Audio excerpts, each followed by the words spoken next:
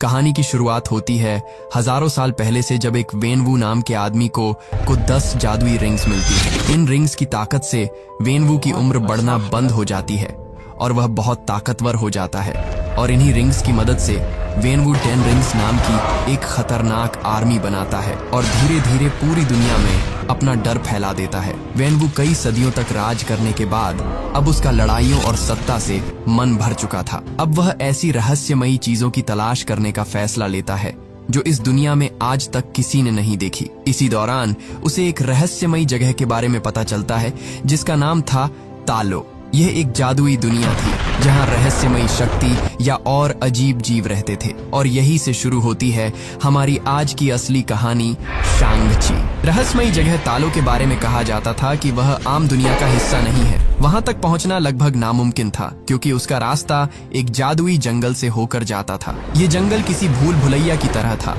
जो अंदर आने वालों को जिंदा वापस नहीं जाने देता था। लेकिन वेनवू इतनी आसानी से हार मानने वालों में से नहीं था। वह अपने कुछ आदमियों के साथ तालो का रास्ता खोजने निकल पड़ा। जंगल के अंदर जाते ही उन पर हमला होने लगा और उसके ज्यादातर आदमी वहीं मारे गए। लेकिन अपनी रिंग्स की ताकत से वेनवू किसी तरह उस जंगल को पार करके तालो के प्रवेश द्वार तक पहुंच जाता है। वही उसकी मुलाकात होती है यिंगली से। यिंगली तालो की रक्षक थी और उसके पास भी रहस्यमयी शक्तियां थी। जब वेनवू तालो के अंदर जाने की कोशिश करता है तब यिंगली उसे रोक देती है। इसके बाद दोनों के बीच जबरदस्त लड़ाई होती है। वेनवू अपनी रिंग्स की पूरी ताकत इस्तेमाल करता है लेकिन फिर भी वह यिंगली को हरा नहीं पाता क्योंकि तालो के लोगों की शक्ति या किसी आम इंसान से कहीं ज्यादा थी। लेकिन लड़ते लड़ते दोनों एक दूसरे को पसंद करने लगते हैं। धीरे धीरे उनका रिश्ता प्यार में बदल जाता है। इसके बाद वेनवू बार बार तालो आने लगा और धीरे धीरे दोनों एक दूसरे के करीब आ गए। फिर कुछ समय बाद उन्होंने शादी करने का फैसला कर लिया। हालांकि तालो के लोग इस रिश्ते के खिलाफ थे। वेनवू की खतरनाक पहचान की वजह से कोई भी उसे तालो में स्वीकार नहीं करना चाहता था। इसलिए यिंगली तालो छोड़कर वेनवू के साथ उसके देश चली जाती है और दोनों शादी कर लेते हैं। अब हमें पता चलता है कि तालो छोड़ने के बाद यिंगली की जादुई शक्ति या भी खत्म हो जाती है। वहीं दूसरी तरफ यिंगली के प्यार की वजह से वेनवू भी बदलने लगता है। वह अपने सारे गलत काम छोड़ देता है और यहाँ तक कि अपनी रिंग्स भी उतार कर रख देता है। इसके बाद साल 2000 में उनके बेटे का जन्म होता है जिसका नाम रखा जाता है शांग-ची, और उसके कुछ साल बाद उनके एक बेटी का भी जन्म होता है जिसका नाम रखा जाता है शियालिंग। अब वेनवू पूरी तरह बदल चुका था। वह अपने परिवार के साथ एक शांत जिंदगी जी रहा था। लेकिन वेनवू के पुराने दुश्मनों को लगा कि शायद वेनवू अपनी शक्तियां खो चुका है और यही सही मौका है बदला लेने का। फिर साल 2007 में जब शांग-ची सिर्फ 7 साल का था और शियालिंग 3 साल की थी, उसी दौरान वेनवू के कुछ दुश्मन उसके घर पहुंच जाते हैं। लेकिन उस दिन वेनवू घर पर नहीं था। घर पर सिर्फ यिंगली और उसके दोनों बच्चे मौजूद थे।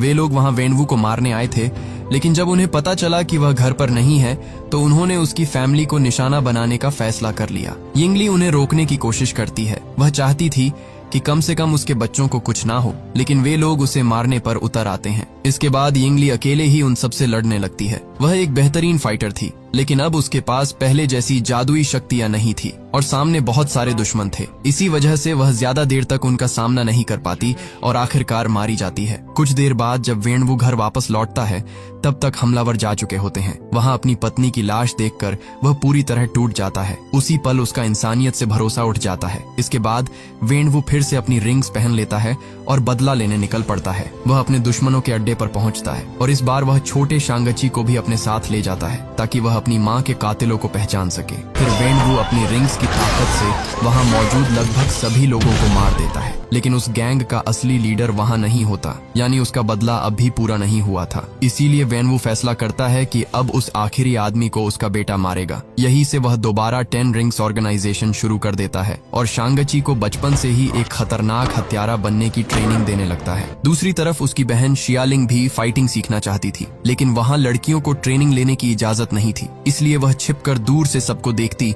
और खुद ही प्रैक्टिस करने लगती है। उधर अपनी जान बचाने के लिए उस गैंग का लीडर लगातार छिपता फिर रहा था। फिर साल 2014 में शांग-ची 14 साल का हो जाता है और अब उसकी ट्रेनिंग पूरी हो चुकी थी। अब शांग-ची एक बेहद खतरनाक फाइटर बन चुका था। इसी दौरान वेनवू को आखिरकार उस आदमी का पता चल जाता है जिसने यिंगली की मौत में हिस्सा लिया था। इसलिए वह शांग-ची को उसे मारने भेज देता है। शांग-ची अमेरिका पहुंचता है और अपने पिता का दिया हुआ मिशन पूरा कर देता है। लेकिन उस आदमी को मारने के बाद उसे एहसास होता है कि बदले की आग में वह अपनी माँ की सीख और संस्कार भूल चुका है। उसे अपने की पर बहुत पछतावा होता है, इसलिए वह फैसला करता है कि अब वह कभी अपने पिता के पास वापस नहीं जाएगा। इसके बाद शांग-ची सैन फ्रांसिस्को चला जाता है, अपना नाम बदल लेता है और एक आम इंसान की तरह नई जिंदगी शुरू कर देता है। दूसरी तरफ शियालिंग लगातार अपने भाई का इंतजार करती रहती है, लेकिन जब कई साल गुजर जाते हैं और शांग-ची वापस नहीं आता, तब उसे समझ आ जाता है कि अब उसे अकेले ही जीना होगा।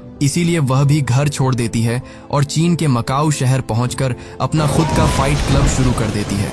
उधर वेनवू को अपने दोनों बच्चों की पूरी खबर थी। वह चाहता तो उन्हें जबरदस्ती वापस ला सकता था, लेकिन वह उन्हें अपनी मर्जी से जीने का मौका देता है। फिर एक दिन वेनवू के साथ कुछ अजीब होने लगता है। उसे अपनी मरी हुई पत्नी यिंगली की आवाज सुनाई देने लगती है। वह आवाज वेनवू से कहती है कि वह अभी भी जिंदा है और तालो के लोगों ने उसे कैद करके रखा हुआ है। वह आवाज लगातार वेनवू से मदद मांग रही थी। ये सब सुनकर वेनवू को यकीन हो जाता है कि तालो के लोगों ने यिंगली को सजा देकर कैद कर रखा है, क्योंकि उसने उनके खिलाफ जाकर उससे शादी की थी। इसीलिए वेनवू फैसला करता है कि वह तालो जाकर अपनी पत्नी को वापस लेकर आएगा। लेकिन तालो तक पहुंचना आसान नहीं था। वहां जाने के लिए उस जादुई जंगल को पार करना पड़ता था जो किसी को भी अंदर नहीं जाने देता था। तभी वेनवू को उन 2 लॉकेट्स की याद आती है जो यिंगली अपने बच्चों के लिए छोड़ गई थी। ये साधारण लॉकेट नहीं थे, बल्कि जादुई चाबियां थीं। इन्हें एक खास ड्रैगन मूर्ति पर लगाने से तालो का रास्ता खुल जाता था। लेकिन समस्या यह थी कि दोनों लॉकेट अब उसके बच्चों के पास थे और उसके बच्चे कई साल पहले घर छोड़ चुके थे। वेनवू सिर्फ लॉकेट्स हासिल नहीं करना चाहता था, वह अपने बच्चों को भी वापस घर लाना चाहता था, ताकि यिंगली के लौटने पर उसका परिवार फिर से एक हो सके। इसीलिए वह शांग-ची को शियालिंग के नाम से एक पोस्ट कार्ड भेजता है। पोस्ट कार्ड देखकर ऐसा लगता था जैसे शियालिंग उसे मकाऊ बुला रही हो। दूसरी तरफ शांग-ची इस पूरी बात से बिल्कुल अनजान था। घर छोड़े उसे लगभग 10 साल हो चुके थे और अब वह सैन फ्रांसिस्को में एक साधारण जिंदगी जी रहा था। तभी उसे अचानक शियालिंग के नाम से वह पोस्ट कार्ड मिलता है। लेकिन शांग-ची उस पोस्ट कार्ड को ज्यादा गंभीरता से नहीं लेता और उसे इग्नोर कर देता है। कुछ दिन गुजर जाते हैं और वेनवू का पहला प्लान फेल हो जाता है। इसीलिए अब वह अपने आदमियों को सैन फ्रांसिस्को भेजता है ताकि वे शांग-ची से लॉकेट छीन सकें। एक दिन जब शांग-ची अपनी दोस्त केटी के साथ बस में सफर कर रहा होता है, तभी अचानक 10 रिंग्स के लोग उस पर हमला कर देते हैं। इसके बाद बस के अंदर जबरदस्त लड़ाई शुरू हो जाती है। शांग-ची अकेले ही उन लोगों का सामना करता है और लगभग सबको हरा देता है। लेकिन आखिर में वे लोग उसका लॉकेट छीनने में कामयाब हो जाते हैं। लड़ाई के दौरान उन आदमियों में से एक शांग-ची से कहता है कि अब वे उसकी बहन के पास भी जाएंगे। बस यही सुनकर शांग-ची तुरंत मकाऊ जाने का फैसला करता है ताकि वह अपनी बहन शियालिंग को बचा सके, और यही असल में वेनवू का प्लान था। इसके बाद केटी भी शांग-ची के साथ मकाऊ चली जाती है। रास्ते में शांग-ची पहली बार उसे अपने अतीत और अपने परिवार की सच्चाई बताता है। मकाऊ पहुंचकर दोनों शियालिंग के फाइट क्लब में जाते हैं। कई साल बाद अपने भाई को देखकर शियालिंग उससे काफी नाराज हो जाती है, क्योंकि वह उसे अकेला छोड़कर चला गया था। फिर जब शांग-ची उससे पोस्ट कार्ड के बारे में पूछता है, तब उसे पता चलता है कि वह पोस्ट कार्ड शियालिंग ने भेजा ही नहीं था। और तभी अचानक वहां 10 रिंग्स के लोग हमला कर देते हैं। शांग-ची और शियालिंग मिलकर उनसे लड़ते हैं, लेकिन फिर भी वे लोग शियालिंग का लॉकेट छीन लेते हैं। तभी वहां खुद वेनवू आ जाता है और अपने दोनों बच्चों और केटी को वापस घर लेकर चला जाता है। वह उन्हें बताता है कि उसे यिंगली की आवाज सुनाई दे रही है और वह तालो से मदद मांग रही है। इसके बाद वेनवू दोनों लॉकेट्स की मदद से तालो का रास्ता दिखाने वाला नक्शा बनाता है। वह बताता है कि तालो का रास्ता साल में सिर्फ एक बार एक खास दिन खुलता है और वह दिन अब सिर्फ 3 दिन दूर था। इसीलिए वेनवू फैसला करता है कि वह अपनी पूरी आर्मी के साथ तालो जाएगा और अगर वहां किसी ने उसे रोकने की कोशिश की तो वह सबको मार देगा। लेकिन शांग-ची को यकीन नहीं था कि उसकी माँ सच में जिंदा है। उसे लग रहा था कि कोई उसके पिता को धोखा दे रहा है, इसलिए वह वेनवू को तालो पर हमला करने से रोकने की कोशिश करता है। शांग-ची की बात सुनकर वेनवू बहुत गुस्सा हो जाता है, इसलिए वह शांग-ची, शियालिंग और केटी को एक तहखाने में बंद कर देता है। वहीं उनकी मुलाकात ट्रेवर से होती है। ट्रेवर वही आदमी था जिसने कुछ साल पहले 10 रिंग्स के नकली लीडर बनने की एक्टिंग की थी। यह बात वेनवू को बिल्कुल पसंद नहीं आई थी, इसीलिए उसके लोगों ने ट्रेवर को पकड़कर चीन ला दिया था। हालांकि जब ट्रेवर को मारने की तैयारी हो रही थी, तब उसने अपनी मजेदार एक्टिंग और हरकतों से सबका दिल जीत लिया। इसी वजह से वेनवू ने उसकी जान बख्श दी और उसे वहीं रहने दिया। ट्रेवर उन्हें अपने एक अजीब दोस्त से भी मिलवाता है जिसका नाम था मॉरिस तालो का एक जादुई जीव था जिसे ट्रेवर कई साल पहले जंगल के पास मिला था। धीरे धीरे दोनों अच्छे दोस्त बन गए थे और ट्रेवर उसकी भाषा भी समझने लगा था। जब मॉरिस शांग-ची और शियालिंग को देखता है तब वह समझ जाता है कि ये यिंग ली के बच्चे हैं, इसलिए वह उनकी मदद करने का फैसला करता है। मॉरिस को तालो पहुंचने का एक गुप्त रास्ता पता था। इसी दौरान शियालिंग तहखाने से बाहर निकलने का रास्ता ढूंढ लेती है। फिर ये सभी लोग वहां से भाग जाते हैं ताकि वे वैनवू से पहले तालो पहुंचकर लोगों को चेतावनी दे सकें। इसके बाद वे लोग जादुई जंगल तक पहुंचते हैं। वहां मॉरिस उन्हें भूल भुलैया जैसे रास्तों से सही दिशा दिखाता है और आखिरकार वे तालो पहुंच जाते हैं। तालो में उनकी मुलाकात यिंग ली की बहन यिंग नान से होती है। फिर शांग-ची और शियालिंग उन्हें बताते हैं कि उनके पिता को लगता है कि उनकी माँ अभी भी जिंदा है और तालो में कैद है। ये सुनकर यिंग नान उन्हें इस पूरे रहस्य की असली सच्चाई बताती है। वह बताती है कि हजारों साल पहले तालो में एक भयानक राक्षस को कैद किया गया था जिसका नाम था डेवलर इन डार्कनेस और उसकी पूरी सेना लोगों की आत्माएं खाकर अपनी ताकत बढ़ाते थे। तालों में घुसते ही उन्होंने वहां भारी तबाही मचा दी और कई लोगों को मार डाला। इसके बाद वह राक्षस तालों से निकलकर पूरी दुनिया की तरफ बढ़ने लगा। लेकिन तभी तालों की नदी से एक विशाल जादुई ड्रैगन बाहर आया जिसका नाम था द ग्रेट प्रोटेक्टर की शक्ति के सामने डेवलर इन डार्कनेस और उसकी सेना कमजोर पड़ने लगे। फिर तालों के लोगों और उस ड्रैगन ने मिलकर उस राक्षस की पूरी सेना को वापस उसकी दुनिया में धकेल दिया। इसके बाद ग्रेट प्रोटेक्टर ने अपनी खाल से वहां एक विशाल दरवाजा बना दिया ताकि वह राक्षस दोबारा बाहर ना निकल सके। साथ ही उसने तालों के लोगों को अपनी शक्ति और अपनी ड्रैगन स्केल्स दी ताकि वे उनसे हथियार बनाकर उस गेट की रक्षा कर सकें। तभी से तालों के लोग उस दरवाजे की रक्षा कर रहे थे और उस दिन के लिए तैयारी कर रहे थे जब वह राक्षस दोबारा बाहर आने की कोशिश करेगा। लेकिन डेवलर इन डार्कनेस कभी खुद उस गेट को तोड़ नहीं पाया, इसलिए उसने लोगों को बहकाना शुरू कर दिया। वह सदियों से अलग अलग लोगों को झूठी आवाजें सुनाकर उन्हें अपने जाल में फंसाता था ताकि कोई उसके लिए वह दरवाजा तोड़ दे। लेकिन जो भी उसके बहकावे में आकर तालो पहुंचा उसे वहां के लोगों ने रोक दिया। फिर उसका ध्यान वैनवू पर गया क्योंकि 10 रिंग्स की ताकत इतनी ज्यादा थी कि उनकी मदद से वह आखिरकार आजाद हो सकता था। इसीलिए उसने यिंग ली की आवाज में वैनवू को पुकारना शुरू किया और क्योंकि वैनवू अपनी पत्नी से बेहद प्यार करता था इसलिए वह उस आवाज के जाल में फंस गया और उसने तालो जाकर उस दरवाजे को तोड़ने का फैसला कर लिया। ये पूरी सच्चाई जानने के बाद शांग-ची और शियालिंग समझ जाते हैं कि अगर उनके पिता को नहीं रोका गया तो पूरी दुनिया खतरे में पड़ जाएगी। इसीलिए तालो के लोग युद्ध की तैयारी शुरू कर देते हैं। यिंग नान शांग-ची और शियालिंग को ड्रैगन स्केल्स से बने खास कवच और हथियार देती है। साथ ही वह शांग-ची को लड़ने का नया तरीका भी सिखाती है, वही तरीका जो उसकी माँ इस्तेमाल करती थी। दूसरी तरफ केटी भी वहाँ तीर चलाना सीखने लगती है। फिर 3 दिन बाद वह खास दिन आ जाता है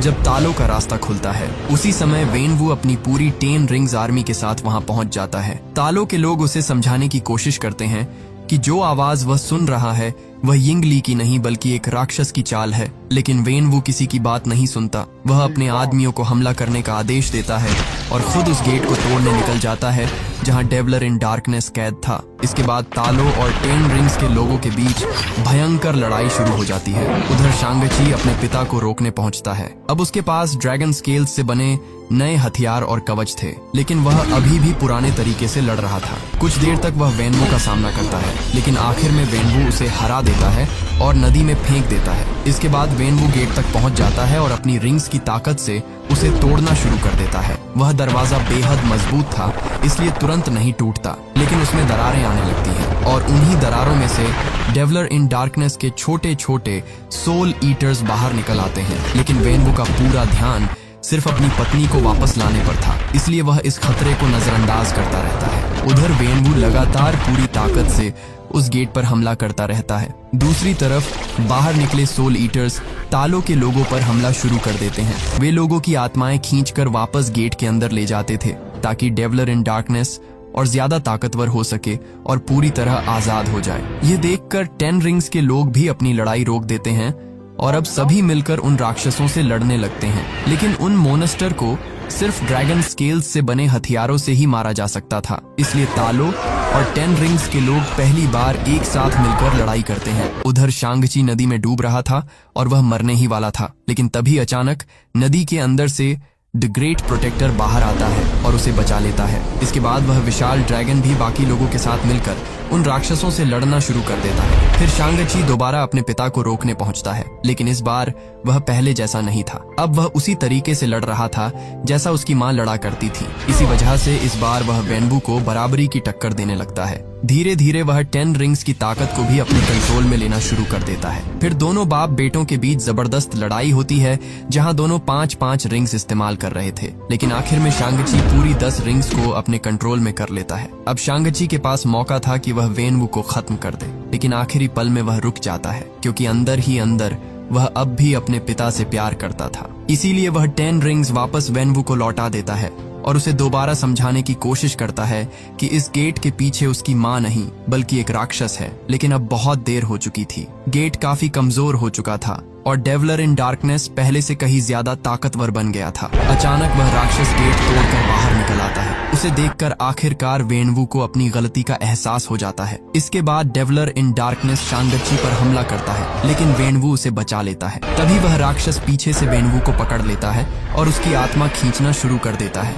मरते वक्त वेनवू अपनी सारी रिंग्स शांग-ची को दे देता है। अब डेवलर इन डार्कनेस पूरी ताकत के साथ तालों पर हमला करने लगता है। तभी डी ग्रेट प्रोटेक्टर उससे लड़ने पहुंचता है। दोनों विशाल क्रीचर्स के बीच जबरदस्त लड़ाई शुरू हो जाती है। शुरुआत में ऐसा लग रहा था कि ड्रैगन जीत जाएगा, लेकिन तभी सोल ईटर्स लोगों की आत्माएं लेकर अपने मालिक तक पहुंचा देते हैं। इससे डेवलर इन डार्कनेस और भी ज्यादा ताकतवर हो जाता है। वह द ग्रेट प्रोटेक्टर को पकड़ लेता है और उसकी आत्मा निकालने की कोशिश करने लगता है। अगर वह ड्रैगन की आत्मा खींच लेता तो उसे रोकना लगभग नामुमकिन हो जाता, लेकिन तभी केटी दूर से उसके गले पर एक तीर मारती है। इससे उसका ध्यान भटक जाता है और द ग्रेट प्रोटेक्टर उसकी पकड़ से बाहर निकल आता है। उसी समय शांग-ची अपनी रिंग्स की पूरी ताकत इस्तेमाल करता है। वह सारी रिंग्स सीधे डेवलर इन डार्कनेस के शरीर के अंदर भेज देता है और पूरी शक्ति के साथ उन पर हमला कर देता है। इस जबरदस्त ब्लास्ट से डेवलर इन डार्कनेस के टुकड़े टुकड़े हो जाते हैं और आखिरकार वह राक्षस हमेशा के लिए मर जाता है। लड़ाई खत्म होने के बाद तालों के लोग और 10 रिंग्स के सैनिक मिलकर उन सभी लोगों को श्रद्धांजलि देते हैं जिन्होंने इस युद्ध में अपनी जान गंवाई थी। इसके बाद शांग-ची और केटी वापस अपनी पुरानी जिंदगी में लौट जाते हैं। एक रात दोनों अपने दोस्तों के साथ होटल में बैठे पूरी कहानी सुना रहे होते हैं, लेकिन उनके दोस्त उनकी बातों पर यकीन ही नहीं कर रहे थे। तभी अचानक वहां एक जादुई पोर्टल खुलता है और उसमें से वोंग बाहर आता है। वह सीधे शांग-ची से कहता है कि उसे उसके साथ चलना होगा। फिर वोंग शांग-ची और केटी को अपने साथ कमर ताज ले जाता है। वहां ब्रूस बैनर और कैप्टन मार्वल पहले से मौजूद थे। सभी लोग मिलकर 10 रिंग्स की जांच करने लगते हैं। तभी वोंग बताता है कि जब शांग-ची ने पहली बार रिंग्स इस्तेमाल की थी